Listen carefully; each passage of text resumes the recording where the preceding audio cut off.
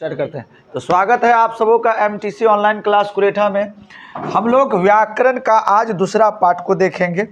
पहला पार्ट में हम लोगों ने वर्ण को देखा था।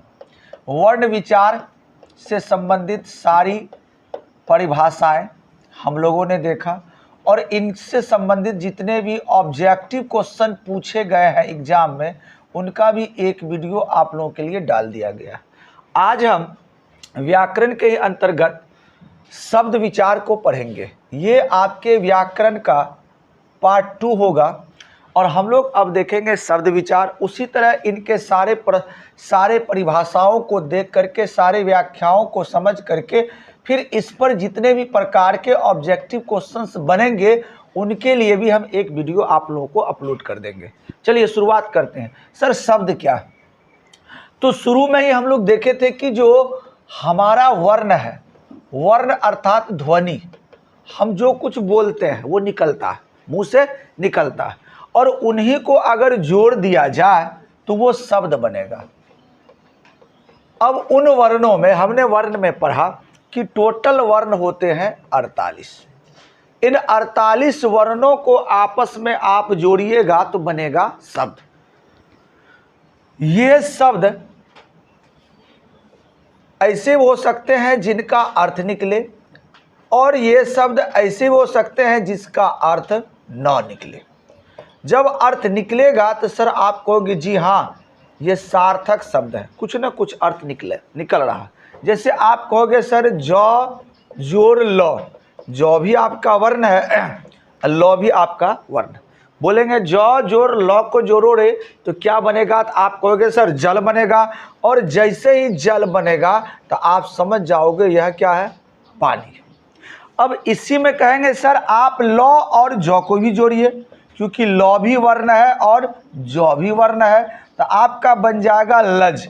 अब जैसे हम बोलेंगे लज तो बहुत सारे लोग, बहुत सारे बच्चे कहेंगे ये लज क्या होता है, क्योंकि ये जो शब्द है इसका कोई अर्थ नहीं है। इसलिए ऐसे शब्द को आप क्या कहोगे? निरर्थक शब्द। तो शब्द होगा कैसे सर? वर्णों के मेल से या ध्वनियों के मेल से, चाहे वो उनका अर्थ निकले चाहे उनका अर्थ ना निकले। तो हम परिभाषा को देख लेते हैं। दो या दो से अधिक ध्वनियों या वर्णों के सार्थक मेल को शब्द कहते हैं। दो या दो से अधिक। तो यहाँ हम 3 वर्ण लिए हैं, एक है क, एक है म और एक है ल। अगर आप तीनों को जोड़ दीजिएगा तो आपसे एक शब्द बनेगा जिसका नाम क्या होगा? कमल।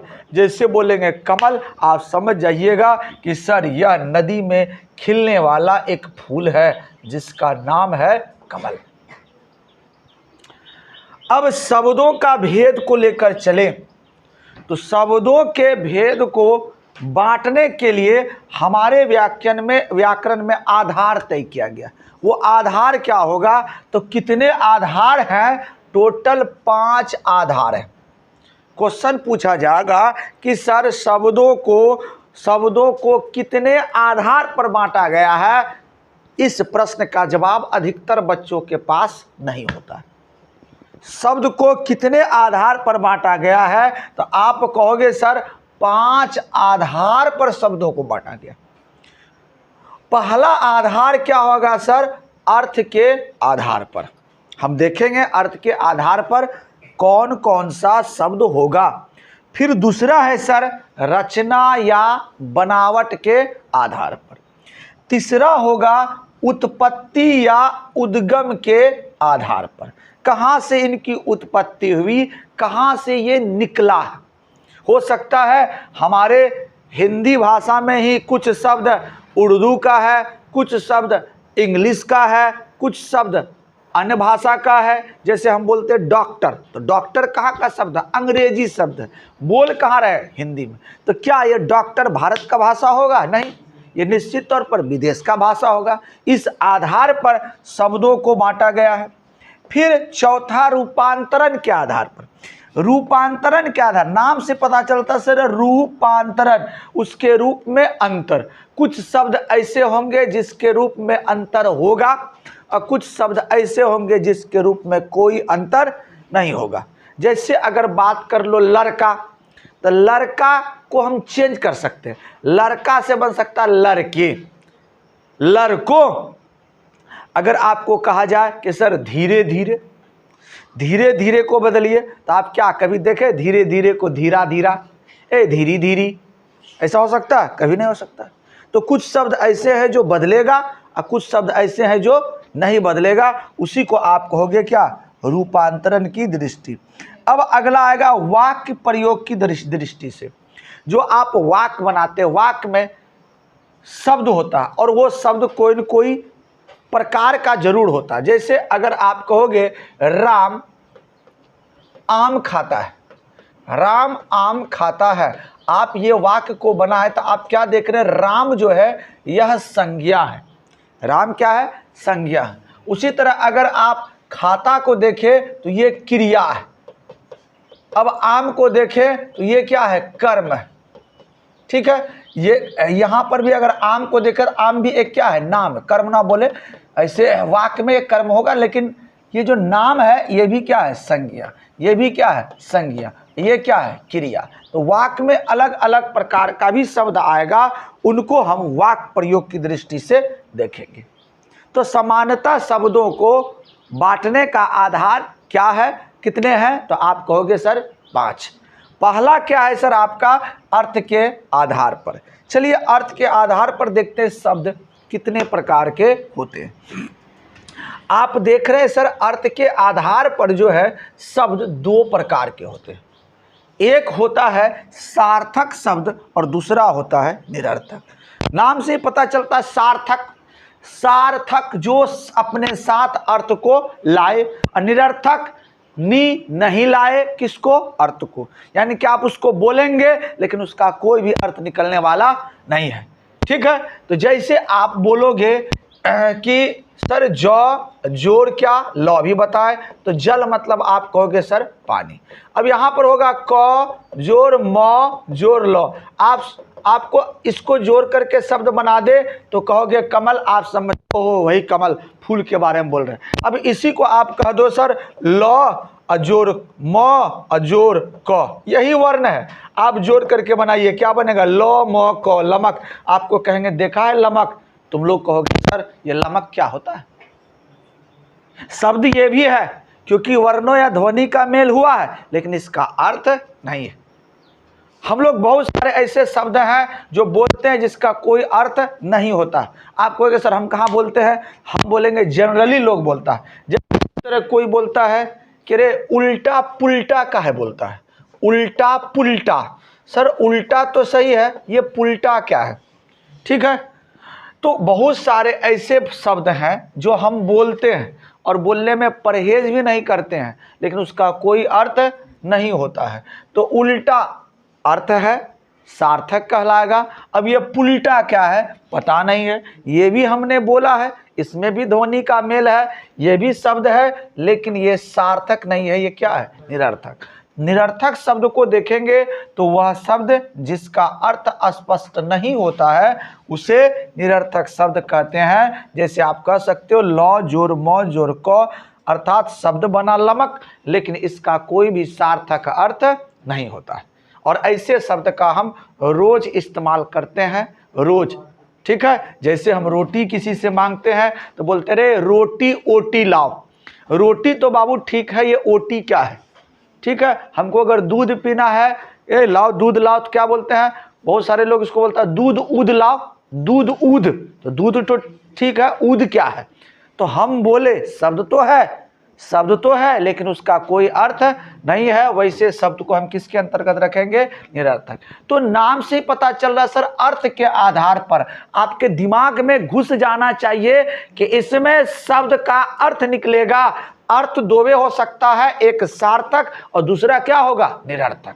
तो अर्थ के आधार पर शब्द कितने प्रकार के होते हैं बउआ? तो 2। नाम क्या होगा? सार्थक और निरर्थक। चलिए अगला आधार हमारा है बनावट या रचना की दृष्टि। सब बनाना है सर, आप कैसे कैसे बनाओगे, बनाने पर वो किस किस प्रकार का गुण दिखाएगा, इठलाएगा या शर्माएगा, अब देखते हैं बनावट या रचना की। बनावट और रचना मतलब भी होता है बनाना की दृष्टि से शब्द 3 प्रकार के होते हैं। पहला आपने पढ़ा अर्थ के आधार पर शब्द 2 प्रकार के, और बनावट या रचना की दृष्टि से शब्द 3 प्रकार के। पहला देखिए क्या है, रूढ़। इसको कई बार पूछा गया है मैट्रिक और 12th के एग्जाम में, मोस्ट इंपोर्टेंट आप रखोगे इसको। तो रूढ़, अब आप कहोगे रूढ़ जिन शब्दों का खंड किए जाने पर कोई अर्थ ना निकले उसे रूढ़ कहते हैं। शब्द बनेगा, जैसे आप देखो क जोर ल बना कल, हो सकता है आने वाला भी हो और पीछे वाला। अर्थ हमको स्पष्ट है भैया, कल आज वाली बात नहीं है, या तो पीछे हुआ होगा या आगे होने वाला है। लेकिन अगर आप इसका खंड करें तो एक खंड है क और दूसरा खंड क्या है, ल। क का अर्थ क्या पता नहीं, ल का अर्थ क्या पता नहीं। उसी तरह आप कहोगे म जोर न, क्या बना, मन। मन बन गया, ओहो मन, मेरा मन तेरे लिए। अब पता नहीं किसके लिए, लेकिन इसका खंड करे, ये म हुआ और ये क्या हो गया, नौ। तो अब आपको कहा जाए सर म का अर्थ क्या होगा, तो पता नहीं। नौ का अर्थ क्या होगा, पता नहीं। तो ऐसा शब्द जिनको खंड करने पर कोई भी अर्थ ना निकले उसी को आप क्या कहोगे, रूढ़। दूसरा आपका है सर यौगिक।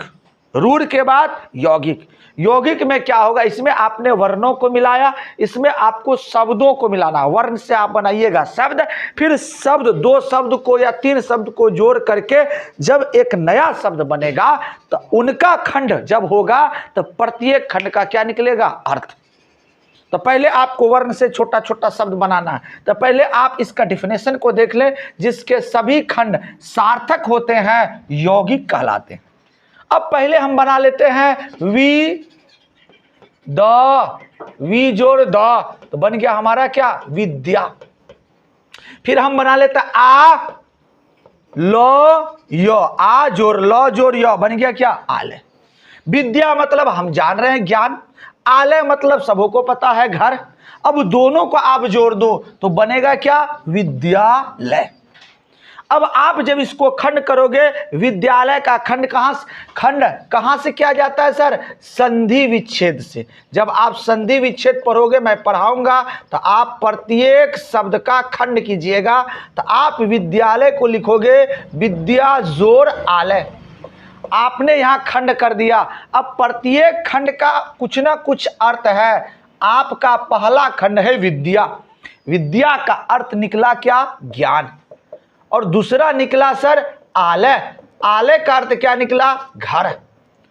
तो यौगिक वैसे शब्द हैं जिनका खंड करने पर कुछ ना कुछ अर्थ निकलेगा। अब तीसरा है सर योग रूढ़।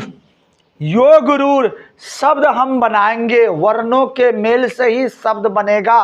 उच्चारित भी करेंगे, लेकिन जो उच्चारित करेंगे वास्तव में वो चीज नहीं होगा, वो विशेष अर्थ को पकड़ लेगा। कहेंगे कुछ और लोग समझेंगे कुछ और। यही शब्द है आपका योग रूढ़। ऐसे यौगिक शब्द जो साधारण शब्द को छोड़कर विशेष अर्थ ग्रहण करे, योग रूढ़ कहलाता है। अगर हम कहें सर नीलकंठ वाले, नीलकंठ, अब आप इसको कहोगे सर नीलकंठ। नाम से ही देखिए पता चल रहा है, नील मतलब नीला और कंठ मतलब गला या कहे कंठ। बोले नीलकंठ तो होना चाहिए नीला कंठ। लोग समझ जाए ओहो हो, हमारे प्यारे महादेव के बारे में बोल रहे, भगवान शंकर नीलकंठ। बोले अरे नीला कंठ, लोग समझ लिया किसको, शंकर। लंबा उदर, बोले लंबा उदर, लंबा है जिसका पेट, तो वो सारा आदमी जिसका पेट क्या है, लंबा है, तो वो हो गया लंबोदर। लेकिन ना, वो हो गया गणेश जी। वीणा पानी, अब आप वीणा पानी मतलब आप देख लो, वीणा बहुत सारे लोग होंगे जो वीणा बजाएंगे, आप कहोगे ओहो हो यही लग रहा। नहीं, वीणा पानी जैसे बोलेंगे आप समझ जाओगे वीणा, अब पानी मतलब हाथ। वीणा है जिसके हाथ में। ओहो, माता सरस्वती के बारे में बोल रहे, तो बोल कुछ और रहे हैं, अर्थ कहीं और जा रहा विशेष रूप से। उसी को आप कहोगे क्या? योग रूढ़। तो बनावट या रचना की दृष्टि से शब्द 3 प्रकार के होते हैं। पहला, को खंड करने पर कोई भी अर्थ निकलने वाला नहीं। दूसरा होगा यौगिक, जिनको खंड करने पर सार्थक अर्थ निकलेगा। और तीसरा होगा योग रूढ़, जो अपने साधारण अर्थ को छोड़ करके विशेष अर्थ ग्रहण कर ले, वो क्या कहलाएगा? योग रूढ़। बहुत सारा आपको मिलेगा। पीतांबर पीला है जिसका अंबर विष्णु, चक्र पानी चक्र है जिसके हाथ में अर्थात कृष्ण, इसको विष्णु भी कह सकते हैं। अब हम चलते हैं रूपांतरण की दृष्टि से। नाम से ही पता चल रहा सर, रूपांतरण, रूप में अंतर। कुछ लोग ऐसे होंगे जो अपना रूप को चेंज करेंगे और कुछ लोग ऐसे होंगे जो रूप को चेंज नहीं करेंगे, और यहां लोग की जगह होगा आपका शब्द। तो रूपांतरण की दृष्टि से शब्द 2 प्रकार के होते हैं। पहला होगा विकारी और दूसरा होगा अविकारी। विकारी शब्द वे हैं जिनका रूप लिंग, वचन, कारक इत्यादि के अनुसार बदले। लिंग के अनुसार भी बदल सकता है, वचन के अनुसार भी बदल सकता है, कारक के अनुसार भी बदल सकता है, उसे क्या कहेंगे? विकारी। अब लिंग के अनुसार, अब एक है लड़का, तो लड़का पुल्लिंग हुआ, इसका स्त्रीलिंग क्या हो जाएगा? लड़की। वचन के हिसाब से भी एक वचन मतलब लड़का और बहुवचन मतलब लड़के, लड़कों, तो ये बदलेगा। जैसे आप देख ले, ऐसे शब्द जो है वो 4 प्रकार के होते हैं। वो 4 प्रकार का शब्द आपको मिलेगा जो इसके अंतर्गत आएगा और वो बदलेंगे। उसमें पहला होगा सर संज्ञा। संज्ञा जैसे लड़का है, लड़का को आप बदल सकते हैं लड़के में, लड़का को ही आप बदल सकते हैं लड़कों में, लड़का को ही आप बदल सकते हैं लड़की में। सर्वनाम में चले तो मैं से आप बना सकते हैं मुझे, और इसी मैं से आप क्या बनाओगे? मेरा। अगर आप विशेषण को, तो अच्छा विशेषण है, अच्छा से अच्छी, अच्छे। क्रिया कोई क्या कर रहा है? खाता है, कोई खा रहा है, कोई खाएगा, कोई खाया, कहेगा कोई खाऊं। तो ये सारे शब्द बदलेंगे, और जब बदलेंगे तो आप कहोगे सर यह क्या है? विकारी। तो आपका यहां पर कहानी हुई रूपांतरण की दृष्टि से शब्द कितने प्रकार के होते हैं? आप कहोगे 2 सर, विकारी और अविकारी। आपसे कहेगा सर विकारी शब्द कितने प्रकार के होते हैं? आप कहोगे सर 4। कौन कौन? संज्ञा, सर्वनाम, विशेषण, और आप क्या पढ़ोगे? क्रिया। संज्ञा, सर्वनाम, विशेषण और क्रिया। संज्ञा, सर्वनाम, विशेषण और क्रिया। अब इसका अगला भाग में चले, अविकारी। अविकारी नाम से ही है अविकारी भैया, इसमें विकार होने वाला नहीं है। विकार मतलब ये चेंज नहीं होगा, ये बदलेगा नहीं, इसमें खामियां नहीं आने वाली है। वह शब्द जिसका रूप हर परिस्थिति में क्या रहे? समान रहे, नहीं बदले, वे कहलाएंगे अविकारी शब्द। और ये भी कितने प्रकार के होते हैं? 4। कौन कौन सर? तो आप कहोगे, आपने वहां विशेषण बोला, विशेषण के बाद होगा क्रिया विशेषण, उसके बाद होगा संबंध बोधक, इसी को कहेंगे समुच्चयवाचक, और इसको कहेंगे विस्मयादि बोधक। तो क्रिया विशेषण जो क्रिया की विशेषता को बतलाता है, ये सारा हम पढ़ेंगे चैप्टर आगे। क्रिया की विशेषता, जैसे दौड़ता है, राम दौड़ता है, तो क्रिया कौन सा हो रहा है? दौड़ना। इसके आगे लगा दो राम धीरे धीरे दौड़ता, तो दौड़ना में भी विशेषण है भैया। दौड़ तो रहा है, रफ्तार में नहीं, धीरे धीरे। ये लगा देंगे राम तेज दौड़ता, तो विशेषण होगा, लेकिन कौन वाला होगा? तेज। तो अब आपका है क्रिया विशेषण, लगा दिए धीरे धीरे। क्या धीरे धीरे कभी बदला? नहीं बदले। कभी देखे धीरे धीरे के बोलो रे, धीरी धीरी, धीरा धीरा, धुरु धुरु, नहीं बोल सकते हो। संबंध बोधक, जिसको आप अंग्रेजी में प्रीपोजिशन भी कहते हो, संबंध बताएगा। जैसे आप पढ़े हैं विद्यालय का प्रधानाध्यापक, विद्यालय का प्रधानाध्यापक। सर विद्यालय और प्रधानाध्यापक के बीच संबंध कौन बता रहा है? का एक क्या है? संबंधवाचक। से में ये ऐसे शब्द है जहां से है तो आप से को बदल नहीं सकते। अब जैसे कहेगा बताओ रे से का पुल्लिंग बताओ, कभी देखे से का पुल्लिंग? से का स्त्रीलिंग बताओ, पता नहीं सर। से का एक वचन में है तो बहुवचन बनाओ, यदि बहुवचन है तो एक वचन में बनाओ। नहीं सर, से का से ही होता है। तो तुम कहना से सिया, से सिया, में से मिया, नहीं हो सकता। में मतलब में, वो बदलेगा ही नहीं। तो ऐसे शब्द को आप कहोगे कौन सा शब्द? अविकारी। अब आया सर समुच्चयवाचक। समुच्चयवाचक वैसे शब्दों को कहते हैं जो दो शब्द या दो वाक्यों को जोड़ने का कार्य करता है। जैसे राम और श्याम, आप राम को और श्याम को जोड़ सकते हो किसके द्वारा? और के द्वारा। क्या आप पढ़े कभी राम औरी श्याम, राम ओरो श्याम, राम ओरा श्याम? पढ़े नहीं, क्योंकि ये और मतलब और ही होगा। राम पढ़ता है किंतु श्याम खेलता है। आप कभी देखे राम पढ़ता है किंतुआ श्याम खेलता है। किंतु मतलब किंतु ही होगा भैया, आप इसको बदल नहीं सकते हो। जब नहीं बदलोगे तो वो किसके अंतर्गत आएगा? अब आएगा विस्मयादि बोधक, अंदर से निकलने वाला शब्द, अचानक निकलने वाला शब्द। ओह, आह, फलना बाबू मर गया। ओह, मर गया, दर्द हुआ, चोट लग गया। ये जो बोल रहे आप, अंदर से इमोशंस निकल रहा, यही आपका क्या है? विस्मयादि बोधक। काश मैं प्रधानमंत्री होता तो पूरा दुनिया देख लेता। ये सब जो शब्द है, काश, ओह, छि छि छि छि, अचानक निकलेगा। हाय, अब अंग्रेजी वाला ने हाय रे क्या करता है, ये हाय जो आया ये हो गया क्या? विस्मयादि बोधक। अब हाय को आप हैया नहीं बना सकते हो। अब छिची को चिचुआ चिचुआ चिचुआ नहीं बना सकते हो। ये छीछी छीछी ही रहेगा।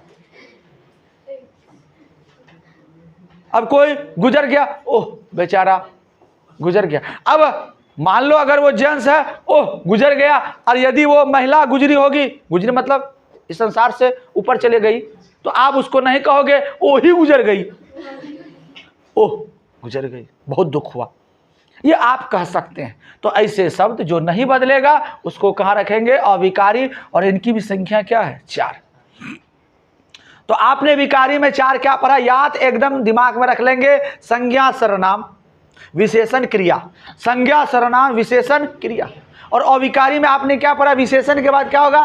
क्रिया विशेषण, संबंधवाचक, समुच्चयवाचक, उसके बाद क्या होगा? लास्ट विस्मयादि बोधक। यही 4 4 8 4 4 8 वाक्य प्रयोग द्वारा शब्द का प्रकार होगा। और इसी को अंग्रेजी ग्रामर में कहा जाता पार्ट ऑफ स्पीच। तो जब अंग्रेजी में पढ़ोगे सर पार्ट ऑफ स्पीच कितने होते हैं, तो आपको कहा जाएगा सर 8 होते हैं। कौन कौन सर? यही 4 4। तो अगला हमारा होगा उत्पत्ति के दृष्टि से। उत्पत्ति की दृष्टि से मोस्ट इंपॉर्टेंट VBI। यहां से सवाल तो रहना ही रहना, कोई भी नहीं काट पाएगा बउआ यहां से। उत्पत्ति अर्थात यह उत्पन्न कहां से हुआ, किस क्षेत्र से आया है, तो उस आधार पर शब्द कितने प्रकार के होते हैं? 4 प्रकार। उत्पत्ति के आधार पर शब्द कितने प्रकार के होते हैं? 4। एक होगा सर तत्सम, दूसरा होगा तद्भव, तीसरा होगा देशज और चौथा होगा विदेशज। तत्सम कैसे शब्द को कहेंगे? तो तत्सम वैसे शब्द को कहेंगे जो हिंदी में संस्कृत के मूल शब्द को तत्सम कहते हैं। कहता हिंदी में संस्कृत के मूल शब्द को तत्सम कहते हैं।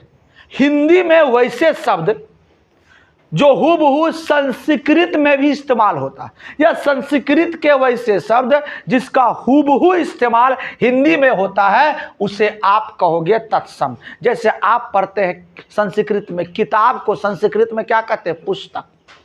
पुस्तक, तो आप पुस्तक को हिंदी में भी बोलते हो, तो वह पुस्तक शब्द क्या हो गया? तत्सम। अग्नि, संस्कृत में भी अग्नि और हिंदी में भी आप क्या पढ़ते हो? अग्नि, वो हो गया क्या? तत्सम। पुष्प, संस्कृत में भी आप पुष्प पढ़ते हो और उसी शब्द को हिंदी में भी पढ़ते हो पुष्प, ये क्या हो गया? तत्सम। सीधा सा बात है भैया कि संस्कृत में जो शब्द जो का त्यों हिंदी में भी उच्चारित होता है, आप कह दोगे क्या? तत्सम। दूसरा होगा तद्भव। तद्भव, तद्भव वैसे शब्द होगा जो तत्सम को बिगाड़ दिया जाए, तत्सम को बिगड़े रूप, तत्सम के बिगड़े रूप को क्या कहेंगे?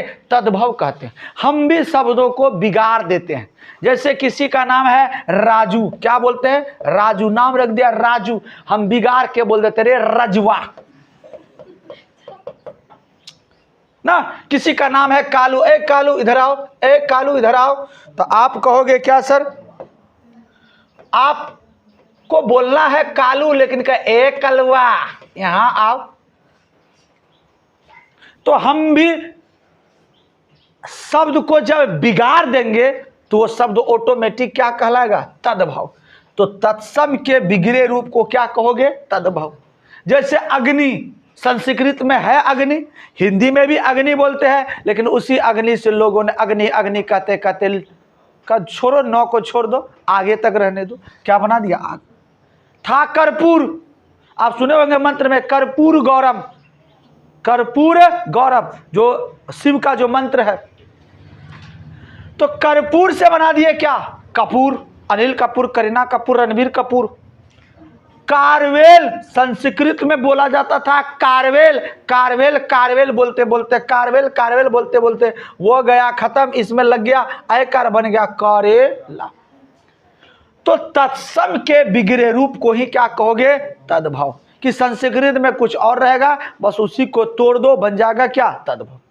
अगला है सर देशज। नाम से पता चलता है देशज वैसे शब्द जो हमारे देश में या हमारे देश के अन्य भाषाओं से लिया गया है, उन्हें हम क्या कहेंगे? देशज।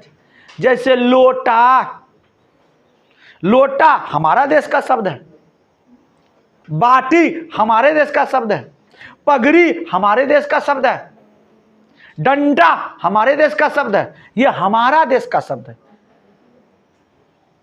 और ये शब्द हमारे देश में बोली जाती है और हमारे देश के अन्य भाषा से ही इसको क्या किया गया है? हिंदी में लिया गया है।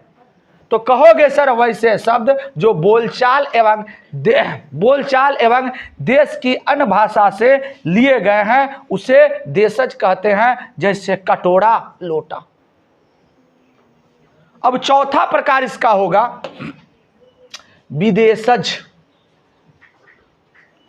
नाम से ही पता चलता है विदेशज, विदेश से आया हुआ। वैसे शब्द जो किसी विदेशी भाषा से हिंदी में आए और उसे विदेशज कहेंगे। विदेश से आया है। अब एग्जाम्पल के तौर पर डॉक्टर, डॉक्टर साहब बोलते हैं, तो डॉक्टर हमारे यहाँ का नहीं है। अगर हिंदी में बोलो तो डॉक्टर का अर्थ होगा चिकित्सक, लेकिन हम नहीं बोलते हैं, हम बोलते हैं डॉक्टर, जाओ डॉक्टर को बुलाओ। तो डॉक्टर क्या हुआ? विदेशी शब्द। और कहाँ से आया है? अंग्रेजी से आया। आलू, तंबाकू, आलू और तंबाकू पुर्तगाली लाया था और अकबर को खिलाया था। सर खा के देखिए, तो ये कैसा शब्द है? पुर्तगाली। टेबल, स्कूल, ये जो हम रोज बोलते हैं, ये सब क्या है? विदेशी शब्द। भारत का शब्द इसमें से कुछ भी नहीं है। तो आप एग्जाम्पल में लिख सकते हैं डॉक्टर, टेबल, आलू, तंबाकू और स्कूल। तो आपने उत्पत्ति की दृष्टि से शब्द को पढ़ा और वो शब्द होते कितने? 4 प्रकार के। पहला तत्सम, दूसरा तद्भव, तीसरा देशज और चौथा विदेशज। कितना आसान है सर। अब आप पढ़ोगे लास्ट 5वां आधार, वाक्य प्रयोग के आधार पर शब्द के भेद। तो वाक्य प्रयोग के दृष्टि से शब्द 8 प्रकार के होते हैं। वो 8 प्रकार कौन कौन सर? तो विकारी में आपने पढ़ा था 4, संज्ञा, सर्वनाम, विशेषण और क्रिया। और अविकारी में आपने पढ़ा था क्रिया, संबंध, समुच्चय और विस्मयादि बोधक। इसी 8 को क्या कहोगे? वाक्य प्रयोग, और इसी को अंग्रेजी में कहते हैं पार्ट ऑफ स्पीच। तो इस प्रकार से हमने 5 आधार को देखा जो वाक्यों को शब्दों को वर्गीकृत करते थे। उसमें से पहला आपने पढ़ा अर्थ के आधार पर। मैं आपसे पूछूं सर, अर्थ के आधार पर शब्द कितने प्रकार के होते हैं? आप कहोगे सर 2। कौन कौन? सार्थक और निरर्थक। इसके बाद आपके पास बनावट की दृष्टि से, बनावट की दृष्टि से शब्द कितने प्रकार के होते हैं? तो आप कहोगे सर 3, योग, यौगिक और यौगरूढ़। इसके बाद आप आ जाओगे सर रूपांतरण की दृष्टि से शब्द कितने प्रकार के होते हैं? आप कहोगे सर 2, विकारी और अविकारी। चौथा आप आओगे सर उत्पत्ति की दृष्टि से शब्द कितने प्रकार के होते हैं? आप कहोगे 4। कौन कौन सर? तत्सम, तद्भव, देशज और विदेशज। अगर आपसे कहेगा सर वाक्य प्रयोग की दृष्टि से शब्द कितने प्रकार के होते हैं, तो हम बोलेंगे सर वाक्य प्रयोग की दृष्टि से शब्द कितने प्रकार के होते हैं? 4 4 8। और इसको याद करना आसान है क्योंकि विकारी कितने होते हैं? 4, और अविकारी कितने होते हैं? 4 4 4 कितने हो गए? 8। तो पहला आपने क्या पढ़ा? पहला आपने पढ़ा सर अर्थ के आधार पर। ध्यान देंगे तो अर्थ के आधार पर कितने? 2। एक है सार्थक और दूसरा क्या है? निरर्थक। दूसरा आपने क्या पढ़ा? बनावट के आधार पर। तो बनावट के आधार पर आपने कितना पढ़ा? 3, योग, यौगिक और यौगरूढ़। उसके बाद आपने क्या पढ़ा? रूपांतरण। रूपांतरण के आधार पर शब्द 2 प्रकार के, विकारी और अविकारी।